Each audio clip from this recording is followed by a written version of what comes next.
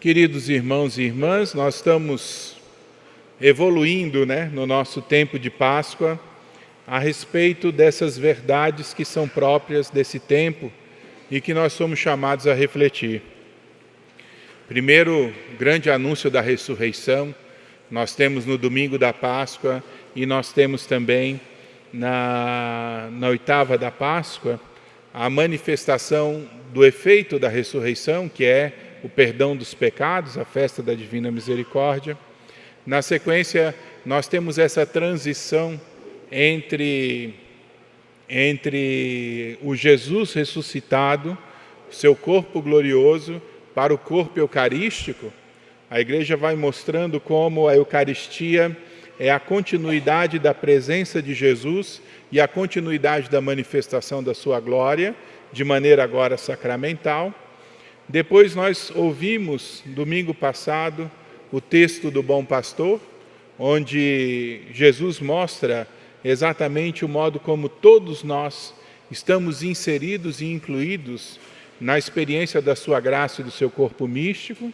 E agora nós estamos chegando no quinto domingo da Páscoa e estamos vendo aqui uma referência extremamente importante da consequência da ressurreição, que é a experiência do céu.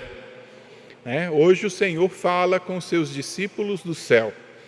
Quer dizer, na casa do meu Pai há muitas moradas, e eu estou indo à casa do meu Pai para preparar para vocês um lugar, para que onde eu estiver, estejais também vós, diz Jesus. E ele disse, se não fosse dessa maneira, eu vos teria dito. A palavra de Jesus hoje no Evangelho é uma palavra para dar consolação ao nosso coração, porque do mesmo modo como o Senhor se faz presença continuada para nós, através da Eucaristia, do mesmo modo que a Igreja permanece como sinal da sua presença ressuscitado entre nós e comunicando a experiência da sua graça, o Senhor espera, em um determinado momento, realizar a inversão desse processo. Ele que vem ao nosso encontro para manifestar a sua presença e para nos animar na caminhada, quer que em um momento dado nós possamos ir a Ele e assim participar da plenitude que é dele. Da mesma maneira como o Senhor escolheu participar da nossa humanidade, participar da nossa condição, o Senhor quer que nós, no fim desse processo todo, participemos da sua realidade, participemos da sua condição.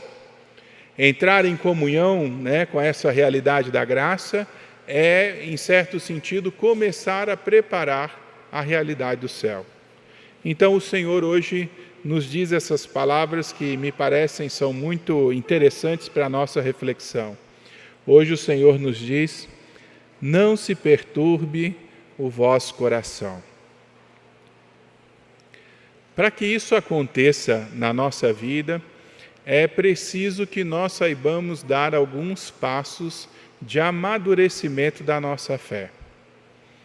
Porque eu não sei vocês, posso falar de mim, existem muitas coisas que perturbam o meu coração. Vocês estão tranquilos, provavelmente, Assim, não tem nada que perturbe o coração de vocês. O meu, de vez em quando, vai para um lado, vai para o outro. A gente está pensando em tantas coisas, em tantos problemas, as soluções que a gente pode dar. E, em certo sentido, uma das coisas que eu aprendi como padre é que nós somos sempre insuficientes. A primeira leitura de hoje diz isso, Os discípulos já não davam mais conta de assistir todo mundo. E acabou que começou a ficar gente sem atendimento. Então, assim, a gente não dá conta. E é um exemplo simples, Se todos vocês decidissem se confessar todos os meses, eu não ia dar conta de atender vocês. Falta, Porque a realidade da graça, ela não é uma realidade que depende da nossa competência e da nossa eficiência, simplesmente. O grande problema da perturbação do nosso coração é porque nós sempre temos na nossa cabeça a ideia de que nós temos que dar solução para todas as coisas. É como se Deus chamasse a gente passasse a bola para nós e diz, agora você joga e se vira, né? Até a gente descobrir que não é assim. Tudo na experiência da nossa vida é sempre um tentar responder generosamente aquilo que Deus coloca diante de nós, conscientes de que somos insuficientes. Paulo chega a escrever, e a gente não entende muito isso, mas depois, se pensamos com calma, sabemos o que é. Paulo escreve, né, que quando eu sou fraco é que eu sou forte. Porque na fraqueza dele se manifesta a força de Deus, onde ele não dá conta, onde ele não pode. E eu já, com 20 anos de padre, tenho a experiência de perceber isso com muita clareza, que normalmente nos lugares onde eu não consigo, nas situações que eu não alcanço, nas coisas que eu não tenho como resolver, se manifesta a mão de Deus que orienta e realiza as coisas. E eu acho que a gente às vezes não escuta essa palavra que hoje o Evangelho coloca, para nós, não escuta essa fala de Jesus que diz, não se perturbe o vosso coração. Porque, de fato, quando nós colocamos a nossa confiança em Deus, quando nós compreendemos esse ordenamento da graça, quando nós entendemos que a nossa vida está efetivamente nas mãos de Deus, todas as coisas que acontecem na nossa vida concorrem para o nosso bem e concorrem para a experiência do céu. Até aquelas que nos são mais difíceis. Penso em São Paulo VI, lidando com o fim da sua vida, com todas as dificuldades que a igreja tinha e ainda com uma enfermidade pessoal que lhe causava muitas dores. Imaginem, todos nós gostamos de falar, do São João Paulo II, não é isso? Gostamos, achamos admirável, um grande homem e tudo, que conviveu mais de 20 anos com o Parkinson. Além de ter levado um tiro, e tantas outras coisas que nós sabemos, que lhe causaram muito sofrimento. A gente tem um Papa que um pulmão não funciona, e que hoje mal consegue caminhar, mas está ali. Mas se eu amo a Deus, se Deus me ama, por que Deus permite que essas coisas aconteçam na minha vida? Não deveria ser Deus um grande campo de força, que me protegeria de todas as circunstâncias ruins da vida? Se Deus é bom, quer dizer então que a minha vida tem que ser boa sob todos os aspectos? E muitas vezes nos escandalizamos do sofrimento e questionamos Deus. Será que Deus não olha para mim? Será que Deus não vê a minha condição? E, no entanto, o que nós não compreendemos é que muitas vezes, a fragilidade nossa e a nossa inconsistência que vai nos permitir mais concretamente perceber a grandeza e a consistência de Deus. E muitas vezes vamos ser chamados na experiência do amor através do sofrimento. E aqui existe um grande paradoxo, porque se não houvessem na experiência da nossa vida exigências, se não houvesse na experiência da nossa vida dificuldades, como nós poderíamos, de maneira generosa, nos tornarmos pessoas melhores e como nós poderíamos corresponder à graça de Deus de maneira eficiente, de modo a ofertar a nossa vida num lugar onde não existe nenhuma possibilidade de grandeza de alma e de coração? Se todas as coisas me fossem fáceis, como eu ia, de fato, progredir em relação àquelas coisas que são difíceis?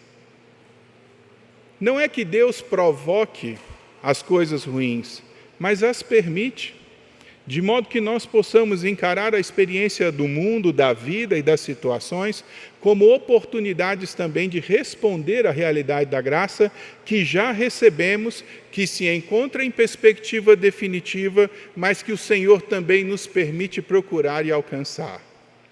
De modo que o céu não seja simplesmente dado, mas que nós também possamos buscá-lo com generosidade e encontrá-lo no esforço cotidiano de nossa vida, mesmo nos deparando muitas vezes com a nossa inconsistência e com a nossa fragilidade. Por isso é que nós precisamos olhar hoje para a experiência desse Evangelho e compreender, que no início de nossa vida no final de nossa vida, durante todo o processo de nossa vida, aí está o Senhor, que é o princípio e o fim de todas as coisas. Quando Jesus diz, eu sou o caminho, a verdade e a vida, nós podemos perceber que Ele é a verdade e a vida porque é Deus, e Ele é caminho porque é homem. Quando Ele diz, vocês conhecem o caminho, Ele diz isso aos apóstolos exatamente porque o caminho é Ele mesmo, é a sua humanidade, é o modo como vive a sua vida, é o modo como ensina a rezar, é o modo como fala com as pessoas, é o modo como oferece cotidianamente o que tem para que os outros tenham plenitude, é o modo como prova a realidade da cruz. Se nós olhamos o Cristo como caminho, podemos compreender que a experiência do Cristo toca toda a realidade humana. Toca a realidade humana fácil, mas toca também a realidade difícil. Toca aquilo que é impossível, de ser resolvido, e por conta disso a graça manifesta outro percurso, mas toca também a simplicidade e a troca de experiências cotidianas. De modo que Jesus, ao mesmo tempo que vivia com seus apóstolos, comia com eles, dormia e fazia tudo aquilo que é humano, ao mesmo tempo conseguia mostrar na experiência desse humano o divino que devemos buscar. Como é que nós conhecemos o caminho, Jesus, se nós não sabemos para onde você vai? E qual é a resposta que Jesus dá? Eu sou o caminho. O cristão precisa entender isso. O caminho do céu é a humanidade do Cristo, porque na humanidade do Cristo está a verdade e a vida, porque lá está Deus. Por isso, a nossa fé cristã não é uma fé que nos coloca numa espera passiva do céu. O Senhor ressuscitou, vamos sentar todos aqui e esperar a glória acontecer. Não. A glória acontecerá se nós nos colocarmos a caminho. E o colocar-se a caminho é um colocar-se mais próximo da humanidade de Jesus. É como começa a segunda leitura de hoje. Vocês prestaram atenção no que diz São Pedro? Aproximai-vos do Senhor, pedra viva rejeitada pelos homens, mas escolhida e honrosa aos olhos de Deus. Ele vai dizer lá, do mesmo modo também vós, como pedras vivas, formai um edifício espiritual, um sacerdócio santo, a fim de oferecer de sacrifícios espirituais agradáveis a Deus por Jesus Cristo. A gente entende o que está dito aqui? Aproximar-se do Senhor, aproximar-se da sua humanidade, pedra viva rejeitada pelos outros, por aqueles que não são de Deus, mas que ao mesmo tempo se torna caminho para que nós possamos oferecer, na experiência da nossa vida, um sacrifício agradável e honroso a Deus, através do mesmo Cristo que nós queremos nos aproximar. Por isso a comunhão tem um sentido muito forte, a comunhão tem um sentido muito pleno, porque nós recebemos Jesus em nós. E a verdade é que dentro dessa experiência a gente não pensa muito, mas Jesus também nos recebe nele.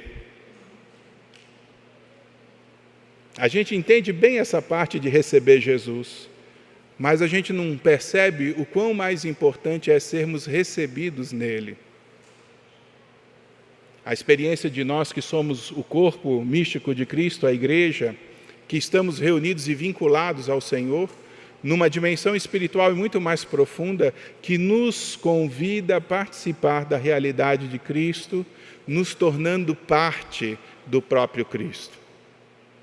O processo da vida de cristão é um processo de cristificação.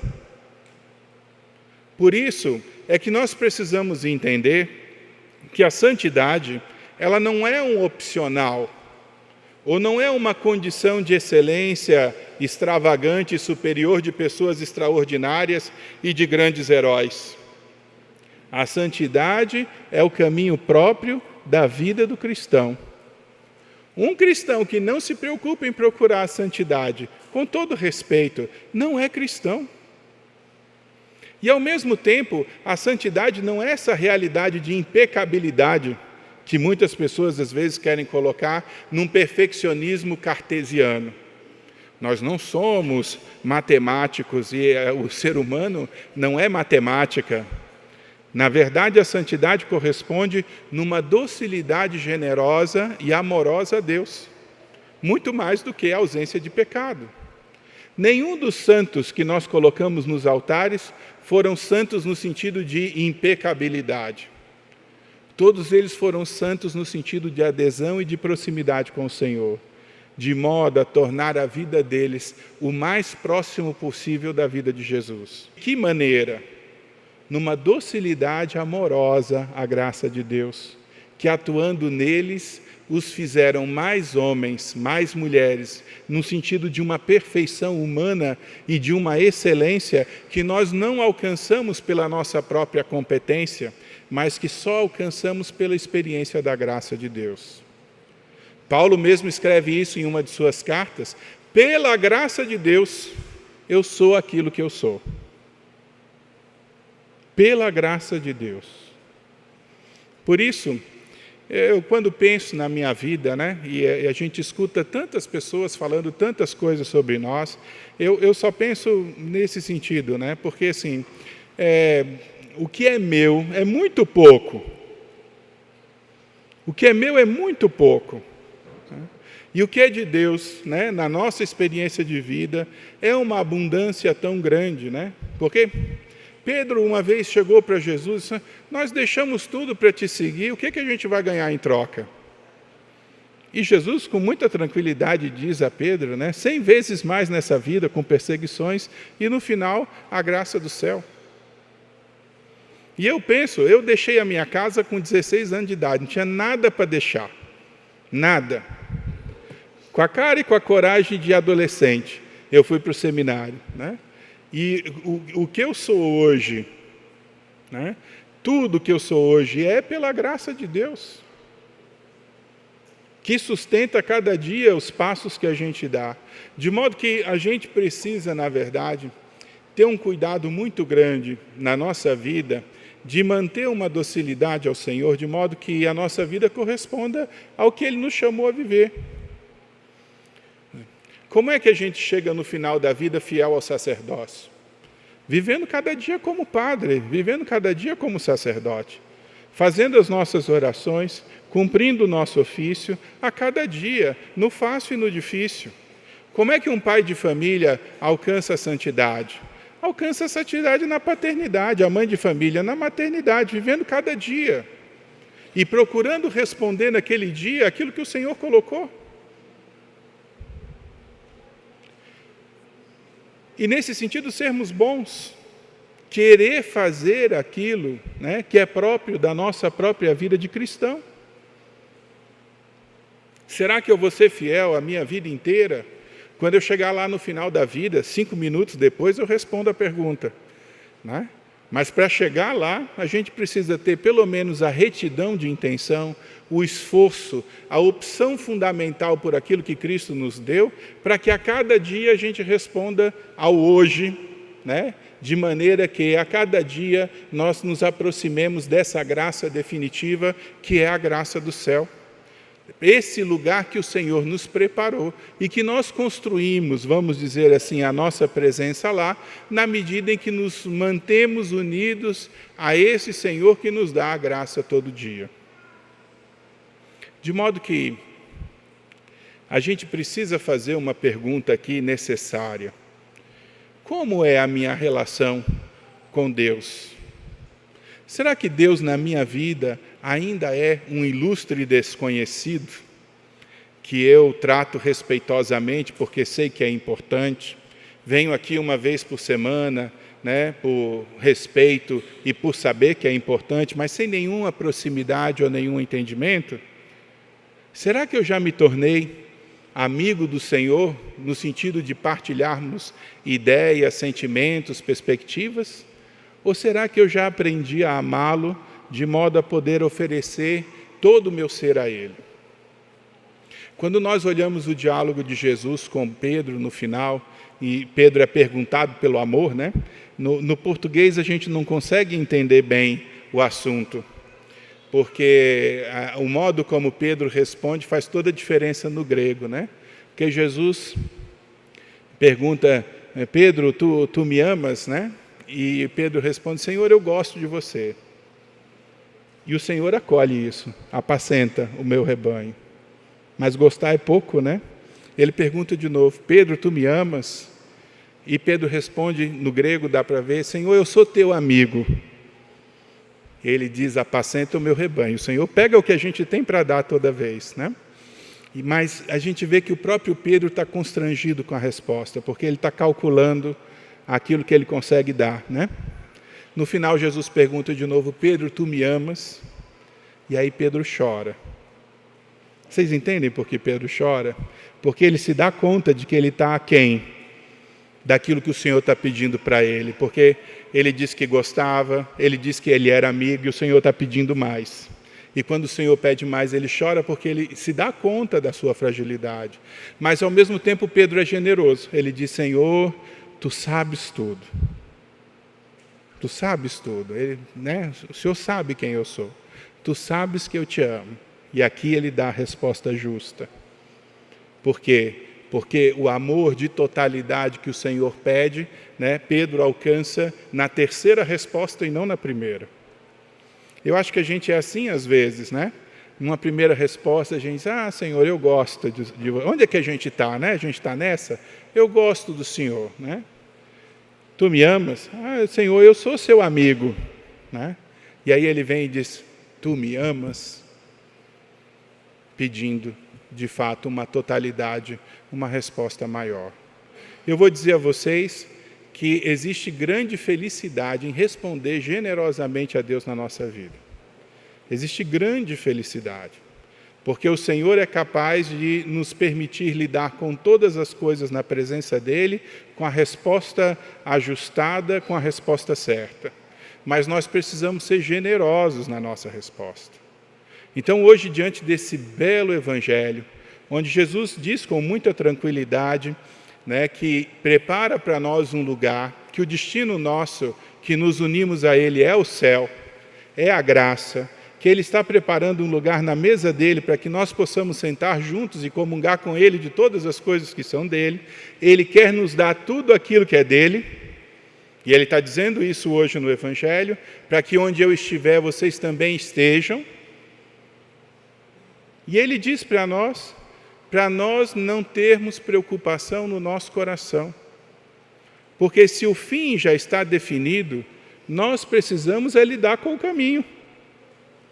Mas lidar com o caminho que é próprio da serenidade de quem encontrou a Deus, de quem aprendeu a amá-lo e de quem responde generosamente na vida a esse chamado. Por isso, quanto mais generosos nós somos na nossa vida em seguirmos essa humanidade de Jesus, mais realizados nós seremos e mais próximos do céu nós estaremos. O que eu gostaria de pedir hoje ao Senhor é isso, né? Nesse domingo em que o Senhor nos consola, né, com a certeza do céu, que nós possamos deixar de perturbar os nossos corações com as coisas que não importam e que nós queiramos, na verdade, aproximar nosso coração ao coração de Jesus, de modo que possamos provar da sua plenitude, que é graça, que é paz, que é, sobretudo, certeza de céu. Louvado seja nosso Senhor Jesus Cristo.